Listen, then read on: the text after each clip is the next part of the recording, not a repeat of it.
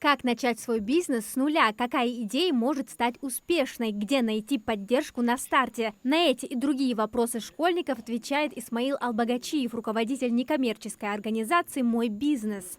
Малый и средний бизнес филиалче производители жбивы разные. Хидох куш бывает, швейна хамаж yok куш бывает, тадух барс дох куш бывает, нахбивы разные. Жвай цеханчул тавай местный бюджет налоги. Налог цехалчи шан дадал зарплат дать.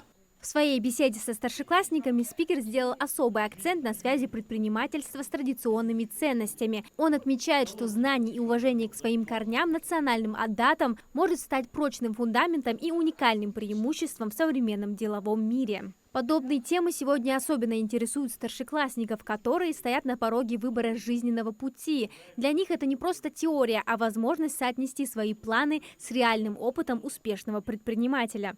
Информация, если честно, очень полезна. Я, как ученик 9 класса, как выпускник, мне было интересно знать что-то про предпринимательство. Я получил ответы на все вопросы.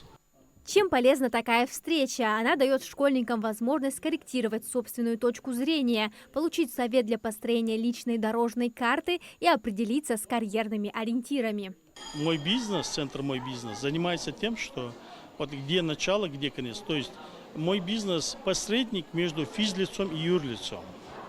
И те, которые к нам обращаются, физлица, мы им объясняем, обучаем и помогаем в составлении бизнес-плана, и после открываем им фирму. То есть они становятся юрлицами.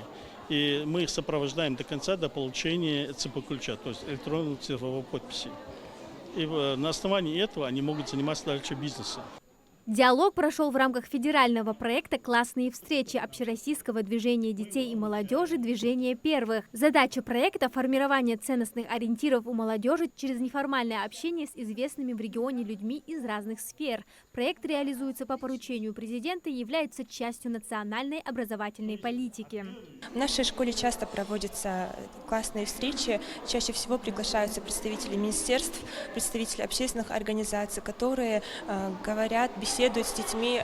Классные встречи в школах республики продолжатся. По словам организаторов, следующим гостем, который поделится со школьниками секретами профессионального успеха, станет министр экономики Ингушетии. Амина Зязикова, Мавладгири Ахильгов, Магаз 24.